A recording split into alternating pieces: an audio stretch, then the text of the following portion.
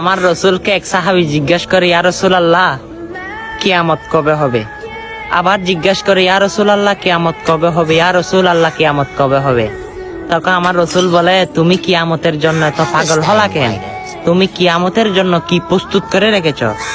তখন ওই সাহাবী চোখের পানি ছেড়ে দিয়ে বলে, ইয়া রাসূলুল্লাহ কিয়ামতের জন্য আমি কিছু রাখতে পারি নাই, আমার কোনো আমল নাই, কোনো নেকি নাই, কোনো কিচ্ছু নাই।